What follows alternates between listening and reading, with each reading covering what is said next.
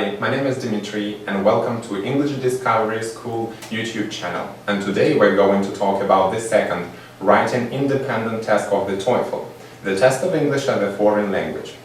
So what you're gonna get during the real TOEFL test is a question and 30 minutes to answer that.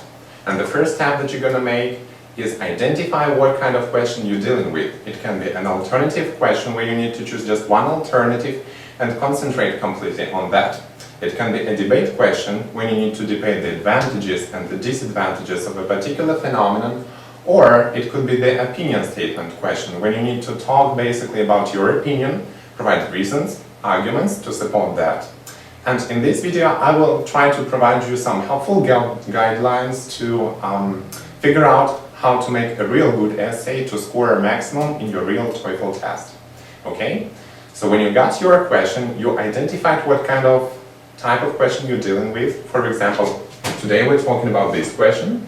Would you prefer to live in a big city or in a small village? Okay, this is alternative question where you need to choose just one option and concentrate completely on that. Okay, completely forget about the other one. And the next step that you're gonna make is outline your essay. And I'm going to teach you a standard 5-finger structure. This should be one introductory paragraph, 3 body paragraphs, and 1 conclusion.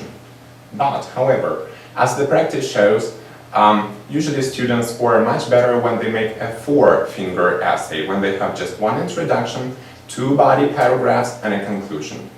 This comes because the reviewers of the real TOEFL test review the number of the word count and also how well developed your paragraphs are.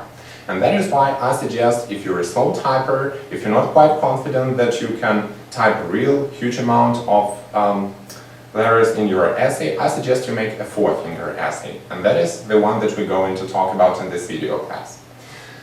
So you've spent something like 2 minutes for the outlining of your essay. The next step is the introduction. How to make a really good introduction.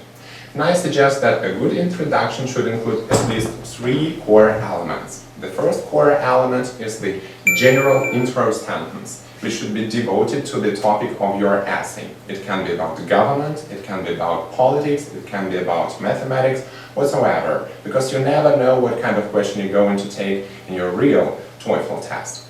So I suggest that a good general intro sentence for the question that we're going to talk with you today is, for example, nowadays there's a huge mobility around the world and people can choose any place to live in, a small town or a big village. I think it's a good one. The next core element of a good introduction is your opinion statement, okay? In this particular sentence you need to identify clearly and precisely your opinion. Remember, you should avoid ambiguous sentences, because if you cannot state your opinion clearly, the reviewers will immediately mark your essay down and you will never get your final score as good as you would like to have it. A good opinion statement for this question would be, I personally prefer to live in a big city rather than in a small village. Okay? Let's come to the next element of a good introduction. This is brief listing of 2 or 3 arguments. It depends how many body paragraphs you're going to develop in your essay. I suggest just 2 because it's easier and you can develop them much better.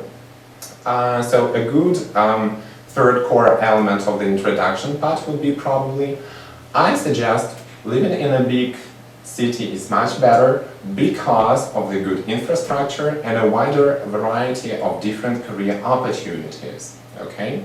As soon as you're done with your introduction, I think you should probably spend something like 5 minutes for that, not more than that. And if you get stuck here, you won't have enough time to proceed to the body paragraph. So hurry up and go to the next stage.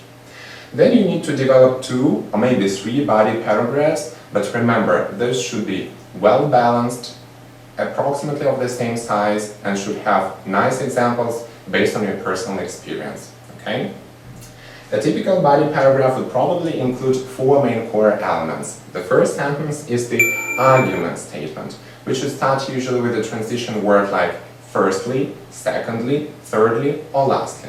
A good argument statement should clearly identify your idea, okay? And a good argument statement for my first reason is probably, firstly, living in a big city provides you with much better career opportunities, okay?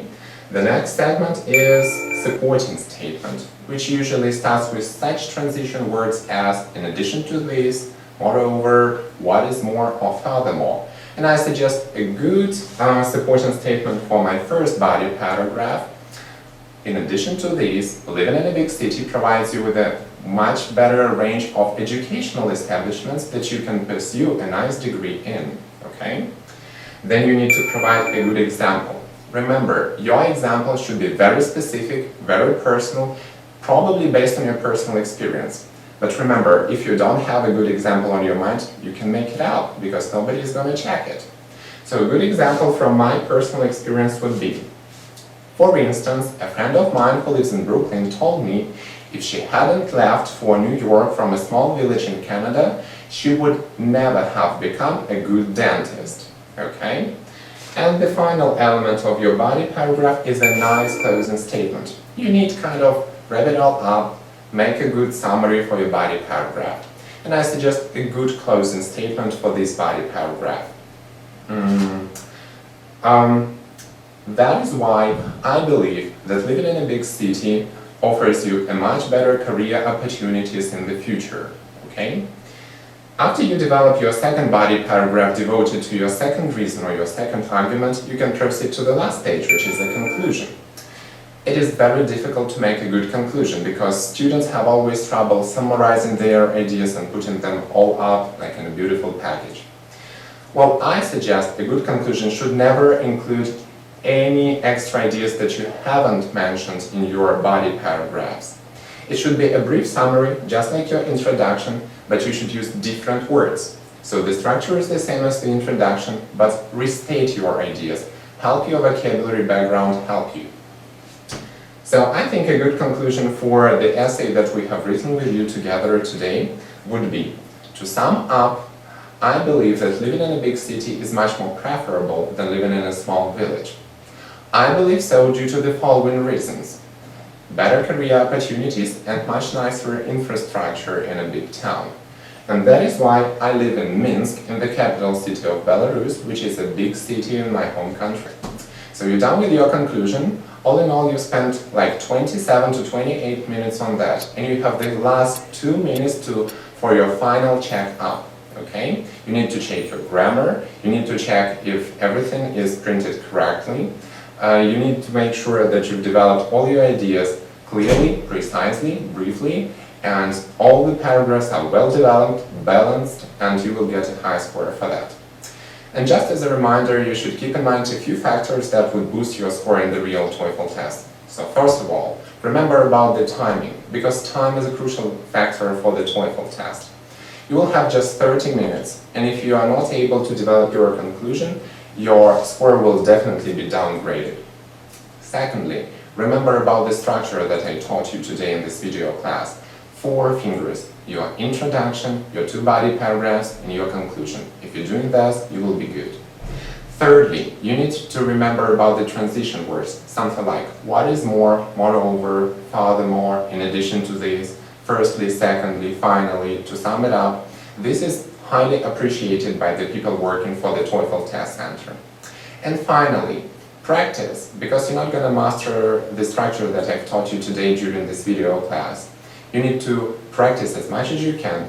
And remember, it's not the idea of practicing essays on different topics, it's the idea of developing your skills on this structure, mastering the transition words, the 4-finger structure, and being able to fit your time limit. So thank you once again for your attention. I hope you really enjoyed your time being with us. Follow us on our YouTube channel, and welcome to English Discovery School.